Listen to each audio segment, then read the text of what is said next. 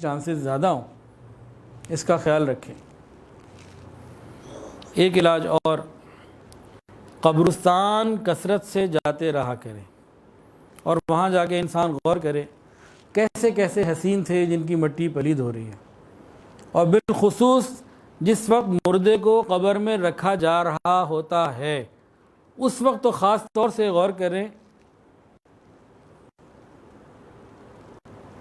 کہ یہ چودھری صاحب تھے، یہ فلاں صاحب تھے، اور جو شمع محفل بن کر زندگی گزارتے تھے آج کیا کیفیت ہے۔ لوگ اوپر سے منو مٹی ڈال رہے ہیں، یہ وہ تھا جو اپنے جسم کے اوپر مٹی نہیں لگنے دیتا تھا، آج منو مٹی اس کے پورے جسم پہ اوپر ڈالی جا رہی ہے، اسے پرواہ کوئی نہیں، مٹی میں لٹایا جا رہا ہے۔ ان کیفیات کو غور کرنے سے بہت سی آسانی ہوتی ہے۔ بہت سے ماں باپ کہتے ہیں اولاد نماز نہیں پڑھتی یا دین پر نہیں آتی، یہ ان کے لیے بھی بہترین علاج ہے کہ اپنی اولادوں کو جنازے میں لے جایا کریں، قبرستان تدفین کے موقع پہ ساتھ لے جائیں۔ زبانی دعوت کے اپنے اثرات اور یہ عملاً ماحول کے اپنے اثرات، جتنا زیادہ قبرستان جائیں گے اور دیکھیں گے اور سوچیں گے وہاں کے حالات یہ وہی تھے نا ہماری طرح، چلتے پھرتے، کچھ حسین تھے، کچھ مال والے تھے، سارے مٹی مٹی ہو گئے، کل ہم نے بھی آنا ہے، تو بہت سی طبیعت میں بہتری پیدا ہوگی۔ تو جب نوجوان کو شہوت گناہ کے طور پر گناہ پر مجبور کرے، اسے چاہیے کہ قبر کے منظر کو ذرا یاد کرے، سیدھا ہو جائے گا انشاءاللہ۔ حدیث کے اندر آتا ہے لذتوں کو توڑنے والی چیز موت کو کثرت سے یاد کرو، یہ لذتوں کو توڑ دیتی ہے۔ موت کی یاد ایسا زبردست نسخہ ہے، یہ نسخے ان لوگوں کے لیے جو چاہتے ہیں کہ ہم بچ جائیں۔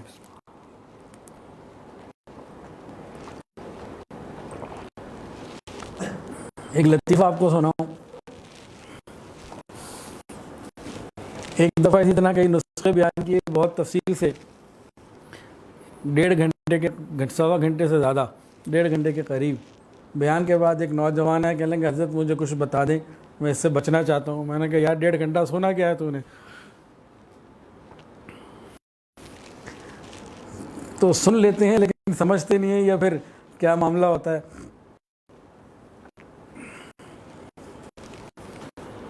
یہ عادت ہے ہماری، جیسا اگر اعلان کروں نا کسی بات کا کہ بھی جھنگ اجتماع اکتوبر کے آخری میں آ رہا ہے، میں ابھی تاریخ بتاتا ہوں، 29 31 غالباً، اب میں اعلان کروں گا جی فلاں دن فلاں وقت میں یہ کام ہوگا اور فلانی جگہ پہ ہوگا، اور ایک جگہ نہیں 2-3 دفعہ واضح کر دوں گا، بیان کے بعد لوگ مسافہ کریں گے حضرت وہ آپ نے اس دن کا یہ کہا ہے نا آپ نے، تو وہ تو نہیں چھیڑتے ہیں کیا کرتے ہیں۔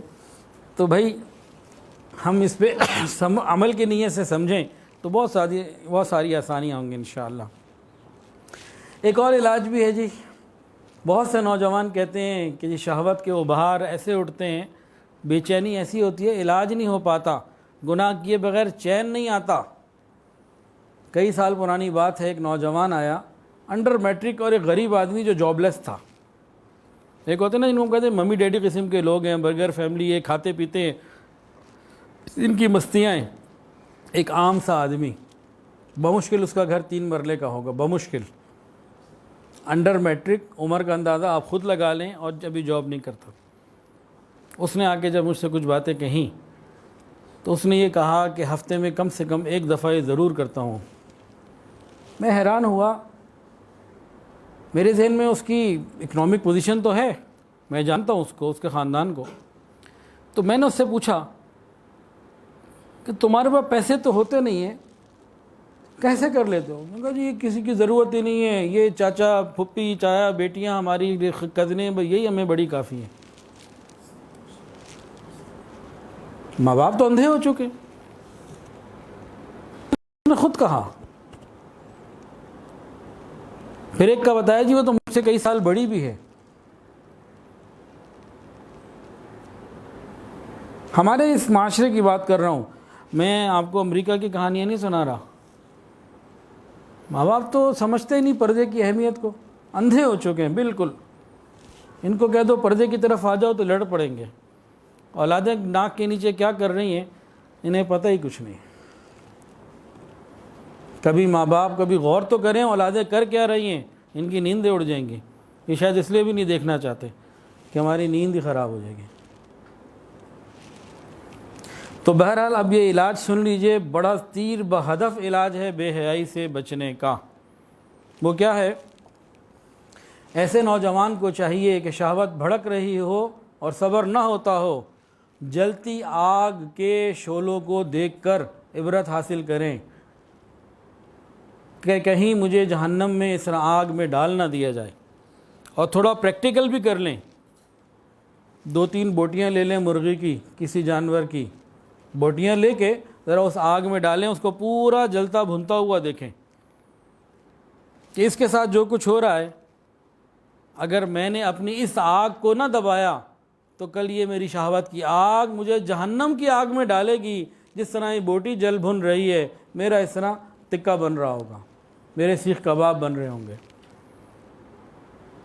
انسان اگر اس پہ غور کرے اور توجہ کے ساتھ غور کرے اور بار بار غور کرے، انشاءاللہ العزیز نفس ضرور سیدھا ہوگا۔ قرآن میں اللہ فرماتے ہیں افمن یلقی فی النار خیر ام من یأتی آمنا یوم القیامہ اعملوا ما شئتم انہ بما تعملون بصیر۔ بھلا بتاؤ کہ جس شخص کو آگ میں ڈال دیا جائے وہ بہتر ہے یا وہ شخص جو قیامت کے دن بے خوف و خطر آئے گا؟ کون بہتر ہے؟ انسان سوچے نا کہ اس آگ میں جانا بہتر ہے یا اندر کی آگ کو بجھا کے قیامت کے دن عزت کے ساتھ رہنا بہتر ہے؟ اللہ فرماتے ہیں اچھا ٹھیک ہے، کر لو جو تم نے کرنا ہے، آنا تو پھر ہمارے پاس ہی ہے نا۔ فاتقوا النار التي وقودها الناس والحجارہ، اللہ نے ڈرائے آگ سے، تو ڈرو اس آگ سے جس کا ایندھن انسان اور پتھر ہوں گے۔ وہ ایندھن میں خود بھی تو بن سکتا ہوں، انسان ذرا سوچے تو صحیح کیسے لرزہ طاری ہوگا انشاءاللہ۔ اور قرآن میں اللہ فرماتے ہیں اور سنیں نوجوان، ان لدینا انکالا وجحیما وطعاما ذا غصۃ وعذابا علیما، یقین جانو ہمارے پاس بڑی سخت بیڑیاں ہیں اور دہکتی ہوئی آگ ہے اور گلے میں پھنس جانے والا کھانا ہے اور دکھا دینے والا عذاب ہے۔ یہ جہنم کے مناظر قرآن میں بیان کیے گئے ہیں۔ نار اللہ الموقدہ التی تطلع علی الافئدہ، اللہ کی سلگائی ہوئی آگ ہے جو دلوں کو جا کے پکڑ لیتی ہے۔ تو کسی نوجوان کے دل میں یہ باتیں پیدا ہوں اور وہ ان آیات کو سامنے رکھتے ہوئے، ان کے ترجمے کو سامنے رکھتے ہوئے آگ کو دیکھ رہا ہو، پریکٹیکلی 2-4 بوٹیاں بھی اس میں وہ ڈال کے دیکھ لے، اسے پتہ لگ جائے گا۔ اور مزید پریکٹیکل کرنا چاہتا ہے ذرا ہاتھ ہی اوپر رکھ دے، جلتی ہوئی آگ کے اوپر اپنا ہاتھ رکھ کے دیکھ لے۔ اول تو کوئی رکھ نہیں رہا، رکھ کے دیکھے گا بھی تو ایک لمحے میں واپس ہٹا لے گا، اور اگر کچھ جل بھی گیا تو جہنم کی آگ میں پورا جسم جلے، اس سے بہتر ہے کہ انسان ادھر بچے اور ڈر جائے۔ تو یہ بڑا اہم علاج ہے اگر کوئی اس کو اپنائے۔ ایک اور علاج بھی ہے، جب بھی طبیعت کے اندر ایسے غبار پیدا ہوں تو انسان قیامت کے دن کی ذلت اور رسوائی کو اپنے سامنے رکھ لے۔ یہاں تو 2 لوگوں کو پتہ لگ جائے تو ہم برداشت نہیں کر سکتے، لیکن وہ دن ہوگا یوم تبلی السرائر، جب چھپی ہوئی باتیں، پوشیدہ باتوں کو کھول دیا جائے گا، جو کچھ سینوں میں ہے وہ باہر آ جائے گا، زمین سب کچھ باہر نکال دے گی۔ اس دن کیا ہوگا؟ جب ماں باپ کو پتہ لگے گا، پیر استاد کو پتہ چلے گا، جب بیوی کو، اولاد کو، بیٹی کو پتہ چلے گا، جب رشتہ داروں کو، مسجد والوں کو، قریب والوں کو پتہ چلے گا میری ان پوشیدہ حرکتوں کا، تو پھر میرے ساتھ قیامت کے دن کیا معاملہ ہوگا۔ وَلَوْ تَرَىٰ إِذِ الْمُجْرِمُونَ نَاكِسُو رُؤُوسِهِمْ عِنْدَ رَبِّهِمْ، اور کاش تم وہ منظر دیکھو جب یہ مجرم لوگ اپنے رب کے سامنے سر جھکائے کھڑے ہوں گے، ذلت اور رسوائی ہو رہی ہوگی، اور یہ انسان کہہ رہا ہوگا یقول الانسان یومئذ این المفر، اس وقت انسان کہے گا کوئی جگہ ہو کہاں میں چلا جاؤں، کہاں میں بھاگ جاؤں، کوئی بھاگنے کا مقام بھی نہیں ہوگا۔ تو قیامت کے دن کی رسوائی کن کے سامنے؟ اپنے قریبی لوگوں کے سامنے، محلے والوں کے سامنے، اپنی دنیا کے اور اپنے وقت کے لوگوں کے سامنے، اور پیچھے اگر چلے جائیں تھوڑا سا تو انبیاء کے سامنے، اور پھر رسول اللہ صلی اللہ علیہ وسلم کی نگاہوں کے سامنے۔ انسان اس رسوائی کو اگر سامنے رکھ لے تو بڑے بڑے معاملے ٹھیک ہو جاتے ہیں۔ وہ کچھ اشعار ہیں علامہ اقبال کے، اللہ کرے یاد آ جائیں۔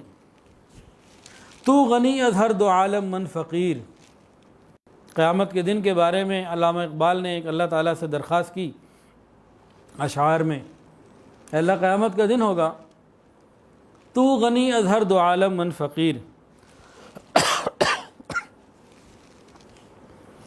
روز محشر عذر ہائے من پذیر، از نگاہ مصطفیٰ پنہا بگیر۔ مجھے پورا ترتیب یاد نہیں آ رہی کہ اللہ قیامت کے دن میری اس درخواست کو ضرور پورا کر لینا کہ میں گناہ گار تیرے سامنے کھڑا ہوں گا۔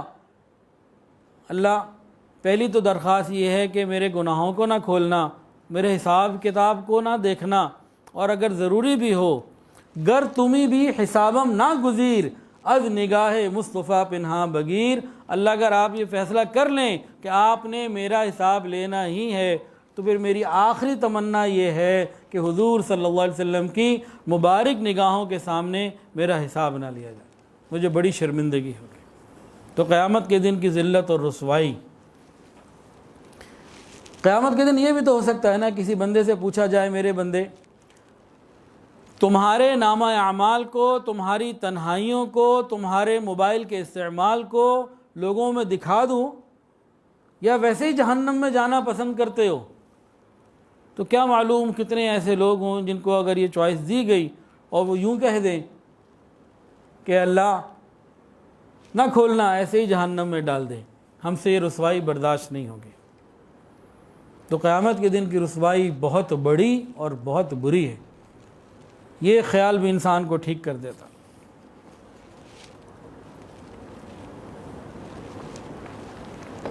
ایک اور علاج ہے اللہ رب العزت کی معیت کا، کہ انسان اس بات کا یقین رکھے وَهُوَ مَعَكُمْ أَيْنَمَا كُنْتُمْ، تم جہاں کہیں بھی ہو وہ تمہارے ساتھ ہے۔ انسانی غور کرتے رکھے علم یعلم بأن اللہ یرا، اللہ مجھے دیکھ رہا ہے، میں ہر وقت اللہ کی نگاہوں کے سامنے ہوں۔ اگر اس کا باپ اس کو دیکھ رہا ہو تو یہ نوجوان گناہ کرے گا؟ نہیں کرے گا۔ جس سے یہ گناہ کرنا چاہتا ہے اس کا باپ دیکھ رہا ہو تب بھی بچے گا، چھوٹا بچہ بھی دیکھ رہا ہو، اسے پتہ ہو کہ دیکھا جا رہا ہے مجھے، تب بھی بچے گا۔ ابن قیم رحمۃ اللہ علیہ فرماتے تھے کہ اللہ رب العزت نے میرے دل میں الہام فرمایا کہ میرے بندوں کو کہہ دو کہ جب تم گناہ کرنے لگتے ہو تم ہر اس دروازے کو بند کر دیتے ہو جس سے مخلوق دیکھتی ہے، لیکن اس دروازے کو بند کرنا بھول جاتے ہو جس سے میں پروردگار دیکھتا ہوں۔ کیا اپنی طرف دیکھنے والوں میں سب سے ہلکا مجھے سمجھتے ہو؟ بلی کا بچہ بھی گزر جائے، پردہ ہلے تو انسان ڈر جاتا ہے، لیکن اللہ رب العزت سے نہیں ڈر رہا ہوتا۔ تو انسان اس کو غور کرے اور یہ بھی سوچے یعلم خائنۃ الاعین وما تخفی الصدور، اللہ آنکھوں کی چوری کو بھی جانتا ہے اور ان باتوں کو بھی جو سینوں میں چھپی ہوئی ہیں۔ یہ علاج ایسے ہیں کہ اگر انسان چاہے تو اپنے آپ کو ٹھیک کر سکتا ہے، ٹھیک ہی نہیں ہونا چاہتا تو اس کے لیے تو پھر یہ باتیں نہیں، یہ تو اس کے لیے جو ٹھیک ہونا چاہتا ہے۔ ایک اور علاج بے حیائی سے بچنے کے لیے، اور انتہائی ضروری اور اہم ترین پوائنٹ ہے یہ کہ انسان اپنے ماحول کو بدلے۔ جب تک یہ ماحول کو نہیں بدلے گا معاملہ ٹھیک نہیں ہوگا۔ حضرت یوسف علیہ السلام کو حضرت یوسف علیہ السلام کو مصر کی عورتوں نے جب گناہ کی دعوت دی، انہوں نے کیا مانگا اللہ سے؟ رب السجن احب الی مما یدعوننی الی، رب السجن احب الی مما یدعوننی الی، یا اللہ یہ عورتیں مجھے جس کام کی دعوت دے رہی ہیں، جس چیز کی دعوت دے رہی ہیں، اس کے مقابلے میں مجھے قید خانہ پسند ہے۔ وہاں کی مصیبتیں میں برداشت کر لوں گا، تکلیفیں، بجائے یہ کہ میں محل میں رہوں اور یہ مجھے گناہوں کی دعوت دیں۔ ماحول کو بدلا۔ ایک مثال، دوسری مثال، بنی اسرائیل کا ایک شخص تھا 100 لوگوں کو قتل کر چکا. پھر اس نے کسی سے پوچھا توبہ کیسے کروں؟ اس نے کہا بھئی اس بستی کو چھوڑ کے فلاں بستی میں جاؤ، نیکوں کی بستی ہے، وہاں علماء رہتے ہیں. تو اس نے اس بستی کو چھوڑا، گویا ماحول کو بدلنے کی بات. تو معصیت کے ماحول کو چھوڑنا اور نیکی کے ماحول کو اپنانا یہ بہت ضروری ہے گناہوں سے بچنے کے لیے. ایک اور علاج، انسان اس بات پہ غور کرے کہ اگر میں یہ گناہ کرتا رہا تو مجھے ایسے بعض پوشیدہ امراض پیدا ہو جائیں گے جب جہاں اس کا ذکر ہوگا چاہے ڈاکٹر ہی کے سامنے ہو مجھے رسوائی اٹھانی پڑے گی. یہ ہے ہی رسوائی کی لائن، تو اس میں تو رسوائی ہی رسوائی ہے.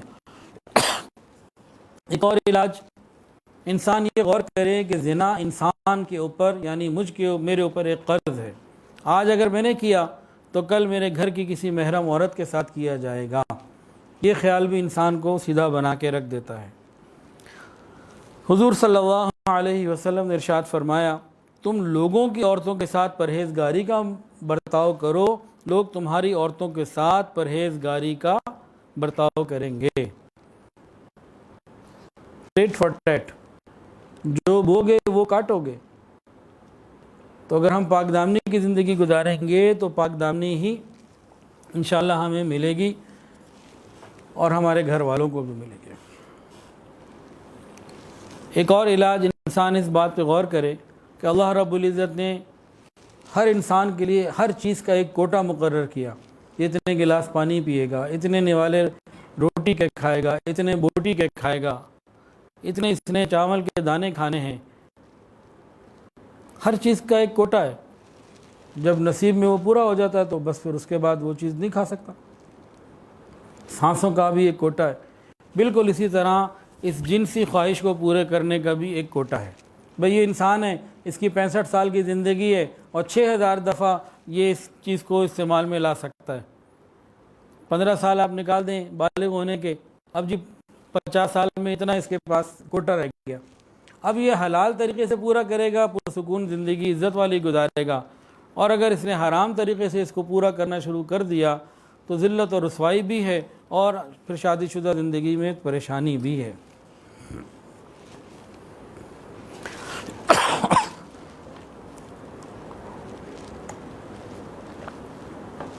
یہ تو بعض علاج لکھ دی ہیں، بعض علاج بتا دی ہیں. انسان اگر کرے تو انشاءاللہ اللہ بتائیں گے، اللہ تعالیٰ بچائیں گے. یہ بعض علاج بتائے ہیں، انسان اگر فکر کرے تو انشاءاللہ العزیز اللہ رب العزت اس کو گناہوں سے بچائیں گے. تاہم کسی کو اگر کوئی جسمانی، نفسیاتی یا اس طرح کی کوئی اور بیماری لگ گئی ہو اس کی وجہ سے تو پھر انسان کسی اچھے دیندار ڈاکٹر سے رجوع کرے. اب ایک تقابل ہے مرد کے جہاد کے بارے میں اور عورت کے جہاد کے بارے میں. اس کو توجہ سے سن لیجئے.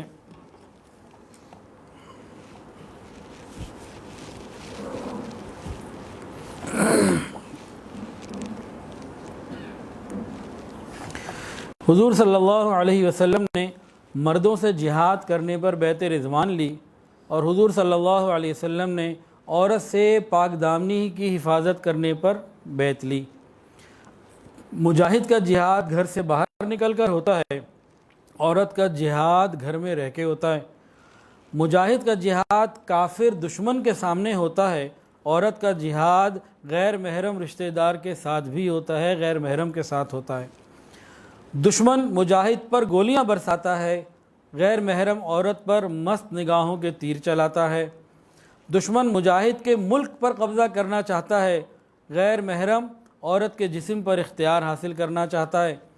دشمن مجاہد کے ملکی وسائل سے فائدہ لینا چاہتا ہے، غیر محرم عورت کے جسم سے لطف اندوز ہونا چاہتا ہے. مجاہد دشمن کو ملکی سرحد سے دور رکھتا ہے، عورت غیر محرم کو اپنے آپ سے دور رکھتی ہے. مجاہد دشمن کو ملک کے اندر 1 انچ گھسنے کی اجازت نہیں دیتا، عورت غیر محرم کو اپنے جسم کے ساتھ انگلی لگانے کی بھی اجازت نہیں دیتی. مجاہد دشمن پر اعتماد نہیں کرتا، عورت غیر محرم پر اعتماد نہیں کرتی. مجاہد مورچے میں رہ کر اپنا دفاع کرتا ہے، عورت گھر کی چار دیواری میں رہ کر اپنا دفاع کرتی ہے، اپنی حفاظت کرتی ہے۔ مجاہد مورچے میں رہ کر اپنا دفاع کرتا ہے، عورت گھر کی چار دیواری میں رہ کر اپنی حفاظت کرتی ہے۔ مجاہد سمجھتا ہے کہ دشمن نے دیکھ لیا تو جان کا خطرہ ہے، عورت سمجھتی ہے غیر محرم نے دیکھ لیا تو آبرو کے لٹ جانے کا خطرہ ہے۔ دشمن مجاہد کے ملک کو لوٹ لیتا ہے، غیر محرم عورت کی عزت آبرو کو لوٹ لیتا ہے۔ مجاہد نے دشمن کو دور رکھ کر غازی کا درجہ پایا، عورت نے غیر محرم کو دور رکھ کر غازیہ کا درجہ پایا۔ مجاہد دشمن سے چھپ کے کام کرتا ہے، عورت غیر محرم سے چھپ کے اپنے کام کرتی ہے۔ مجاہد دشمن کے وار سے بچنے کے لیے زرہ پہنتا ہے، عورت غیر محرم کے نگاہوں کے وار سے بچنے کے لیے برقع پہنتی ہے۔ مجاہد کو دشمن کے سامنے استقامت دکھانے پر کامیابی ملتی ہے، عورت کو غیر محرم کے معاملے میں استقامت دکھانے پہ کامیابی ملتی ہے۔ دشمن مجاہد سے مذاکرات کو چال کے طور پر استعمال کرتا ہے۔ دشمن مجاہد سے مذاکرات کو چال کے طور پر استعمال کرتا ہے اور غیر محرم عورت کے ساتھ بات چیت کو چال کے طور پر استعمال کرتا ہے۔ کرو بات ساری رات۔ دشمن مجاہد کے ملک میں جاسوس بھیجتا ہے، غیر محرم عورت کی طرف پیغمبر کو یا ٹیلی فون کالز کو بھیجتا ہے۔ دشمن مجاہد کے راستے میں بارودی سرنگیں بچھا کے کامیابی حاصل کرنے کی کوشش کرتا ہے، غیر محرم عورت کی طرف تحفے تحائف بھیج کر مقصد میں کامیاب ہونے کی کوشش کرتا ہے۔ مجاہد کو دن رات سرحد کی حفاظت کا پہرے دینے کا اجر ملتا ہے، عورت کو دن رات غیر محرم سے محتاط رہنے پر اجر ملتا ہے۔ مجاہد دشمن کو رمل کے ذریعے اپنی کمزوری کا پتہ نہیں چلنے دیتا، اس کے سامنے اکڑ اکڑ کے چلتا ہے، اور عورت پردے کے ذریعے غیر محرم کو اپنے حسن و جمال کا پتہ نہیں چلنے دیتی۔ اندرونی دشمن مجاہد کو ہتھیار ڈالنے پر مجبور کرتے ہیں، عورت کو نفس غیر محرم کے سامنے نرم ہونے پر مجبور کرتا ہے۔ مجاہد کو جہاد اللہ کے قریب کر دیتا ہے، عورت کو پاک دامنی اللہ کے قریب کر دیتی ہے۔ مجاہد کو دشمن سے خطرہ ہو تو مومن دوست سے مدد ملتی ہے، عورت کو غیر محرم سے خطرہ ہو تو اپنے محرم مردوں سے مدد ملتی ہے۔ مجاہد کو چاہیے کہ دشمن کے حملے کا دندان شکن جواب دے، عورت کو چاہیے کہ غیر محرم کی بات کا منہ توڑ جواب دے۔ مجاہد کو اپنے ملک کی حفاظت کرنے سے محبت ہوتی ہے، عورت کو اپنی ناموس کی حفاظت کرنے سے محبت ہوتی ہے۔ مجاہد کی دعائیں اللہ تعالیٰ کے ہاں قبول ہوتی ہیں، پاک دامن عورتوں کی دعائیں اللہ تعالیٰ کے ہاں قبول ہوتی ہیں۔ مجاہد کو اندرونی دشمن سے زیادہ خطرہ ہوتا ہے، اسی طرح عورت کو رشتہ دار غیر محرم سے زیادہ خطرہ ہوتا ہے۔ مجاہد ملک کی حفاظت کرتے مرے تو شہید ہو جاتا ہے، عورت اپنی عزت کی حفاظت کرتے ہوئے جان دے دے تو اللہ اس کو شہادت کا درجہ عطا فرماتے ہیں۔ مجاہد کو چاہیے کہ اپنی کامیابی کے لیے اللہ سے دعا مانگتا رہے، عورت کو چاہیے کہ اپنی عزت اور پاک دامنی کی حفاظت کے لیے اللہ تعالیٰ سے دعائیں مانگتی رہے۔ تو پوری کوشش کرنے کی ضرورت ہے کہ اللہ ہمیں پاک دامنی والی زندگی عطا فرمائے۔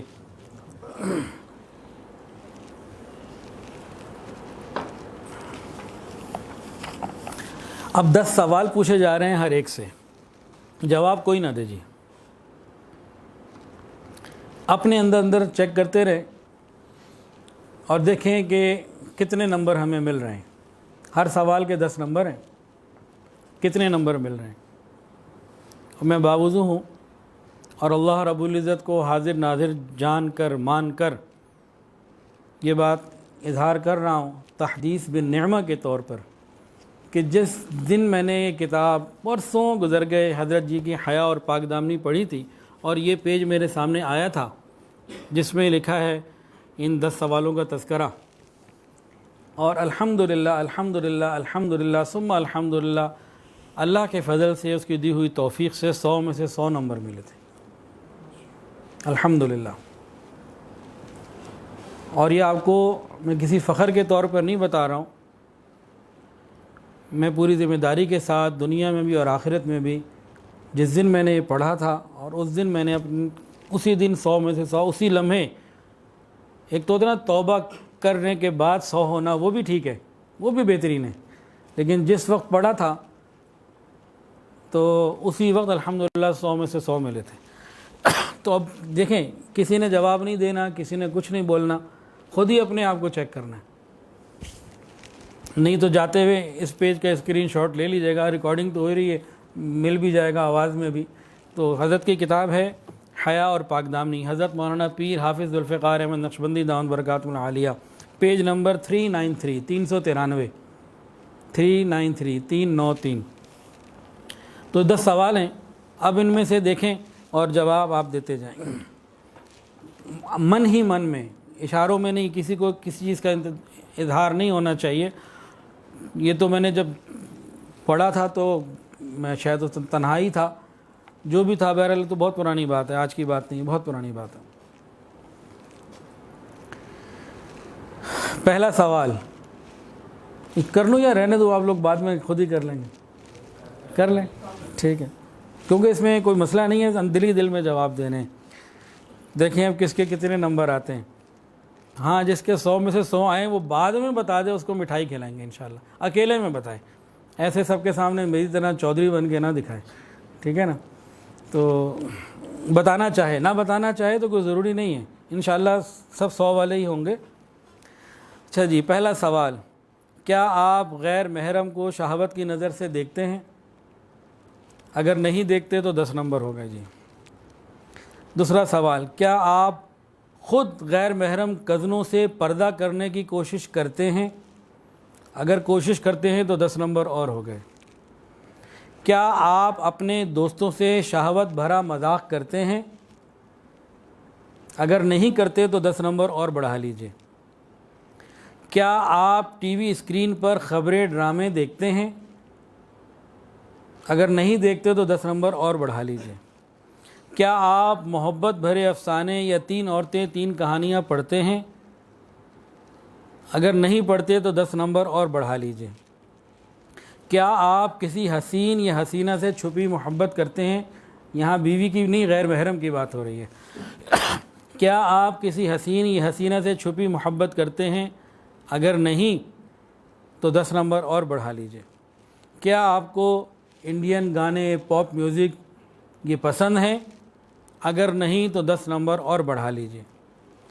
کیا انٹرنیٹ پر چیٹنگ کرتے ہوئے خاص طور سے جنسی تصاویر کو, ویڈیوز کو دیکھتے ہیں؟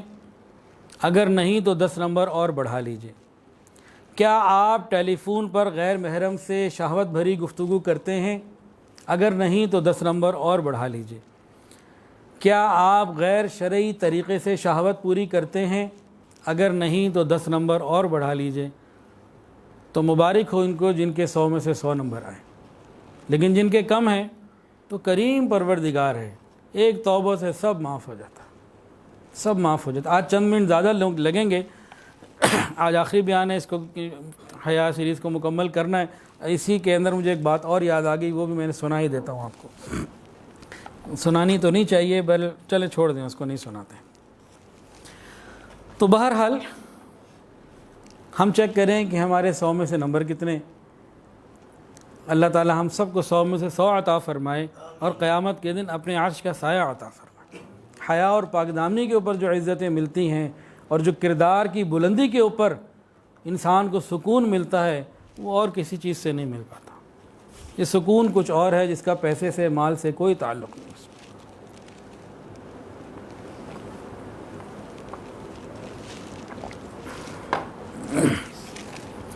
اللہ کی رحمت سے مایوس نہیں ہونا چاہیے.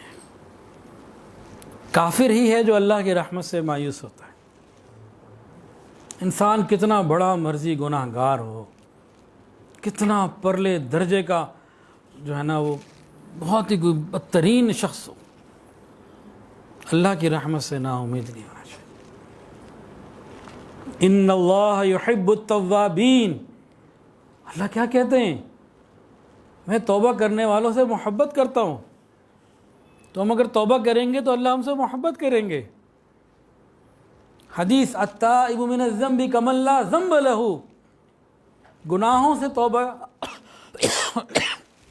سے توبہ کرنے والا ایسے ہے جیسے اس نے گناہ کیے ہی نہیں. اللہ اکبر کبیرہ, کیسی مزیدار باتیں. اللہ کی رحمت سے نا امیدی حرام ہے. آپ ایک واقعہ سنیں عجیب حیران ہو جائیں گے. حضرت حمزہ رضی اللہ تعالیٰ عنہ کو شہید کیا تھا حضرت وحشی رضی اللہ تعالیٰ عنہ. اس وقت مسلمان نہیں تھے، خالی وحشی نام تھا، اور نبی علیہ السلام نے 70 مرتبہ ان کی نماز جنازہ پڑھی. خیر بہت عرصے کے بعد یہ وحشی کو خیال آیا کہ اسلام قبول کرنا چاہیے، تو مکہ سے بیٹھ کے ایک نبی علیہ السلام کو لکھ کے بھیجا، اسلام تو قبول کرنا چاہتا ہوں لیکن قرآن مجید کی آیت رکاوٹ ہے کہ اس آیت میں آتا ہے والذین لا يدعون مع اللہ الہا آخر ولا يقتلون النفس التي حرم اللہ الا بالحق ولا يزنون، کہ جس نے شرک کیا ہو، جس نے قتل کیا ہو ناحق، اور جس نے زنا کیے ہوں، تو بڑے بڑے گناہ ہیں اور یہ تو سزا پائیں گے. تو اللہ نے یہ کہا ہے، تو میں نے تو یہ گناہ کیے ہوئے ہیں، اور قرآن میں یہ ہے کہ مشرک کو اور زانی کو اور ناحق قتل کرنے والے کو سزا بھگتنی پڑے گی، تو میں کیا کروں؟ کیا میرے لیے کوئی توبہ کا راستہ ہے؟ تو نبی علیہ الصلوۃ والسلام نے ان کو لکھوایا، لکھ کے بھیجا. قرآن کی آیت نازل ہوئی الا من تاب وآمن وعمل عملا صالحا فاولئک یبدل اللہ سیئاتہم حسنات. ہاں مگر کوئی توبہ کر لے، ایمان لے آئے، نیک اعمال کرتا رہے، اللہ ایسے لوگوں کے گناہوں کو نیکیوں میں تبدیل کر دیں گے. پیچھے ہے کون؟ چچا کا قاتل. اس نے پوچھوایا ہے جی یہ آیت میں تو یہ ہے، تو میری توبہ کا کیا بنے گا؟ تو پھر آیت نازل ہوئی، نبی علیہ السلام نے اس کو پیغام بھجوایا کہ بھئی جو توبہ کرے گا، ایمان لائے گا، نیکی کرتا رہے گا، تو ہم گناہوں کو نیکیوں میں تبدیل کر دیں گے. بات مزیدار ہے کہ نہیں؟ امید والی ہے کہ نہیں؟ اب اس پیغام کے بعد ان کو آ جانا چاہیے تھا کہ نہیں؟ بتائیں. نہیں آئے. لیکن وہ پتہ ہے کیا کہا؟ انہوں نے کہا یہ تو آپ نے عجیب بات کہی ہے، اس میں تو لکھا ہے نیک عمل کرے، اگر میں نہ کر سکا تو کیا ہوگا؟ اس میں تو یہ شرط ہے نا کہ نیک عمل کرے، اور میں نیک عمل نہ کر سکا تو پھر کیا ہوگا؟ اب وہاں سے یہ بات آ رہی ہے، ادھر سے پھر اللہ کا قرآن نازل ہوا.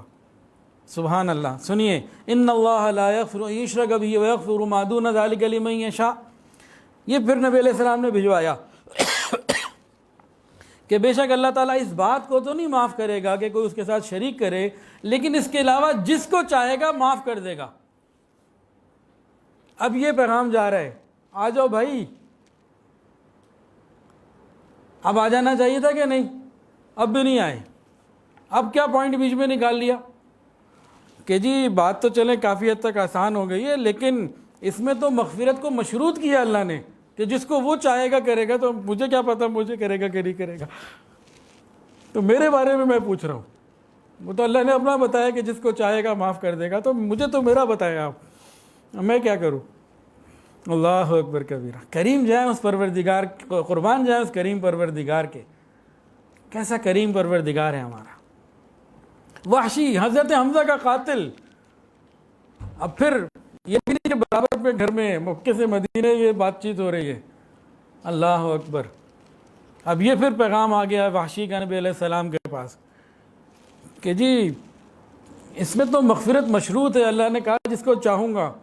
مجھے کیا پتا مجھے چاہیں گے کہ نہیں چاہیں گے. اللہ اکبر کبیرہ. جب یہ بات ہوئی تو پھر یہ آیت نازل ہوئی، قل یا عبادی الذین اسرفوا علی انفسہم لا تقنطوا من رحمت اللہ ان اللہ یغفر الذنوب جمیعا انہ هو الغفور الرحیم. کہہ دیجئے اے میرے وہ بندو جنہوں نے اپنی جانوں پر زیادتی کر رکھی ہے، اللہ کی رحمت سے مایوس نہ ہو. یقین جانو اللہ سارے گناہوں کو معاف کرنے والا ہے، یقیناً وہ بہت بخشنے والا بڑا مہربان ہے. اب جب یہ بات پہنچی نا، اس میں کوئی شرط نہیں، نہ عمل کی شرط ہے نہ چاہت ہے، بس یہ تو وعدہ مغفرت کا کیا جا رہا ہے. آ گئے اور کلمہ پڑھ کے مسلمان ہو گئے. انہوں نے خود اس واقعے میں اقرار کیا کہ میں نے شرک بھی کیا، میں نے خون ناحق بھی کیا، اور میں نے زنا بھی کیا. اب اس سے زیادہ برا تو کوئی ہم میں سے نہیں ہو سکتا نا. ہم نے تو کتنی دفعہ نمازیں پڑھی، کتنی مرتبہ رب کو منانے کی کوشش کی، غلطی ہو جاتی کسی سے ہو گئی ہوگی. نوجوانوں سے یا کسی سے غلطی ہو ہی سکتی ہے نا. تو اللہ تو اتنا معاف کرنے والے ہیں، اتنا معاف کرنے والے ہیں توبہ کا طریقہ کیا ہے؟ 2 نفل پڑھ کے انسان صلاۃ التوبہ پڑھے اور اللہ سے معافی مانگے۔ یہ ایسی چیز ہے کہ بڑے سے بڑے گناہ معاف ہو جاتے ہیں، کوئی گناہ بچا نہیں رہتا۔ نبی علیہ السلام کے زمانے میں ایک عورت سے یہ ہو گیا گناہ، وہ آ گئی، بہرحال لمبا قصہ ہے، تو مختصر کرتے یہ ہے کہ آخر میں اس کو حکم ہوا سنگسار کرنا ہے۔ اب صحابہ کرام نے پتھر مارنے شروع کیے۔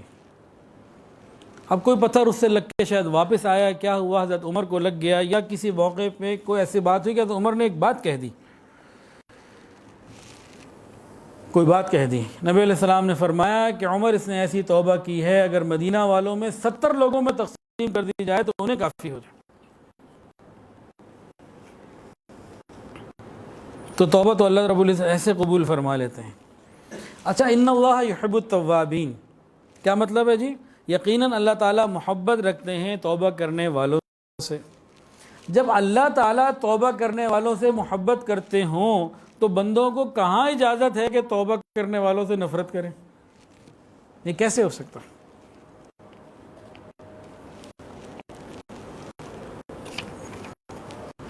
بنی اسرائیل کے ایک شخص کا واقعہ ہے، کفل نام تھا اس کا۔ نبی علیہ السلام نے یہ واقعہ کئی دفعہ سنایا، بار بار سنایا صحابہ کو۔ کفل نام تھا، بے گناہی بہت کرتا تھا، گناہ بہت کرتا تھا، بے حیائی کے گناہ بہت کرتا تھا، پرہیز نہیں کرتا تھا۔ اس کے بعد ایک عورت آئی، مجبور تھی، اس نے تو پیسے مانگے، اس نے کہا نہیں میں مدد تو نہیں کر سکتا، خالی یہ معاملہ تمہیں کرنا ہوگا۔ بہرحال اس نے 60 دینار میں جو ہے وہ بات کر لی، اس کی ضرورت تھی 60 دینار، مجبور تھی۔ اب وہ وقت مقررہ پر جب آئی نا تو یہ بہت ڈر رہی تھی، رو رہی تھی، کانپنے لگی۔ تو اس کے خوف سے اور رونے سے، کانپنے سے اس کے اوپر اثر آیا۔ اس نے پوچھا کیا کرنے لگے ہو؟ میں نے کہا بھی دیکھو میں نے تمہارے ساتھ کوئی زیادتی تو نہیں کی نا، طے کر کے کر رہا ہوں۔ میں نے کہا بات یہ ہے کہ مہر گناہ کی وجہ سے نہیں ٹوٹے، یہ میری بات ہے، اور میں نے کبھی اس طرح کا گناہ نہیں کیا۔ اس نے کیا کیا؟ اس نے کہا اچھا جو میں نے تجھے 60 درہم دیے تھے وہ تیرے ہو گئے، تجھے حلال ہیں، معاف ہیں، چلی جا تو یہاں سے۔ وہ چلی گئی۔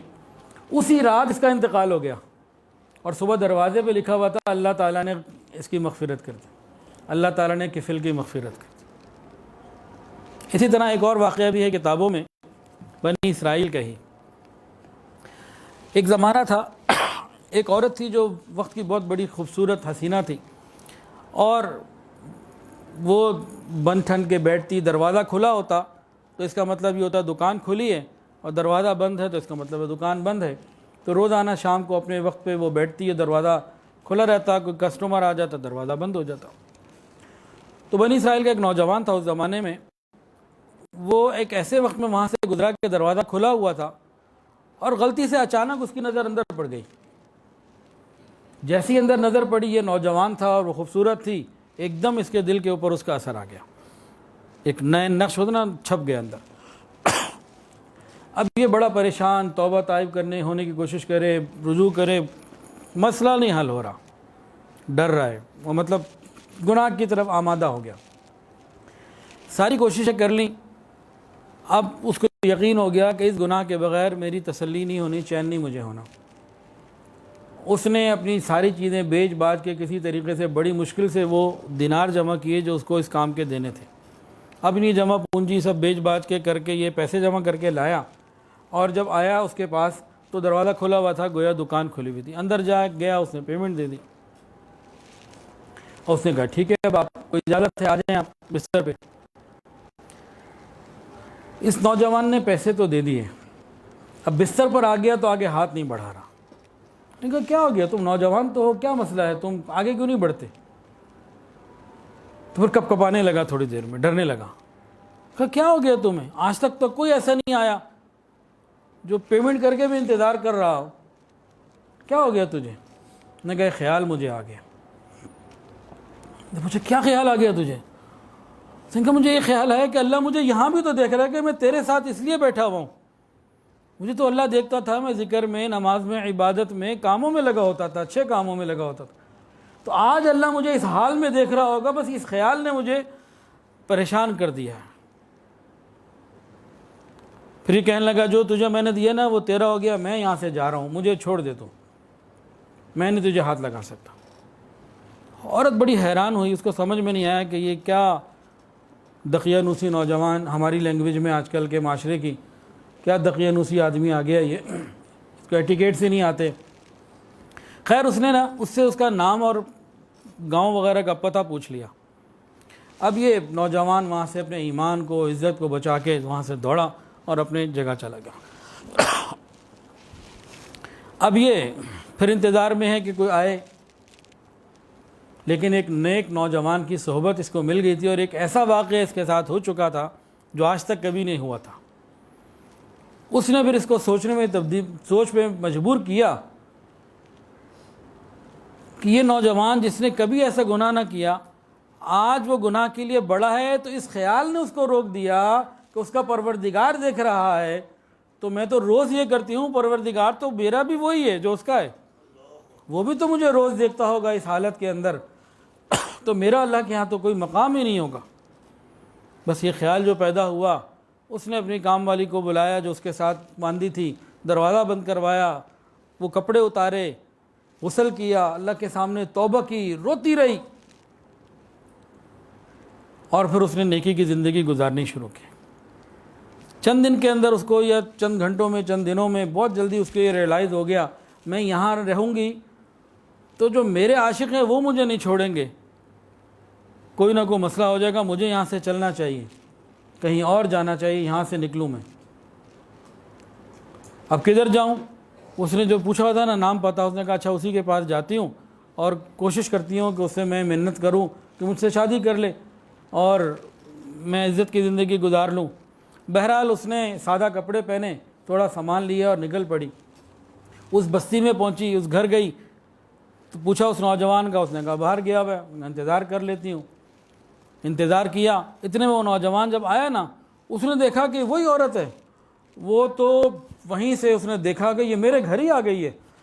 وہیں سے اس نے ایک چیخ ماری اور اس نے جناب اللہ کا نام لیا، اور جو بھی اس وقت کے نبی کا کلمہ ہوگا، کلمہ بہرحال پڑھا، اس طرح سے ذکر کیا اور جان اللہ کو دی تھی۔ اب یہ بڑی روئی کہ جس کے لیے میں آئی تھی وہ بھی دنیا سے چلا گیا، اب کدھر جاؤں؟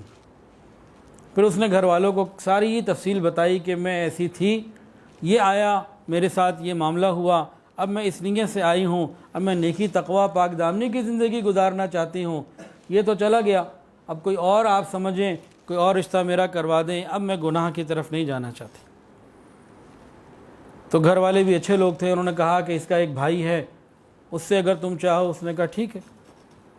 خیر پھر شریعت کے مطابق نکاح ہو گیا۔ پھر اللہ رب العزت نے اس عورت کو 7 بیٹے دیے جو وقت کے بنی اسرائیل کے بڑے بڑے علماء بنے۔ کس عورت کو؟ جس نے کس زندگی سے توبہ کی تھی۔ تو اللہ رب العزت توبہ قبول کرنے والے ہیں۔ بسم اللہ، توبہ کے کلمات پڑھ لیجئے۔ الحمدللہ وکفی وسلام علی عبادہ الذین اصطفی۔ ساتھ ساتھ پڑھ لیجئے۔ بسم اللہ الرحمن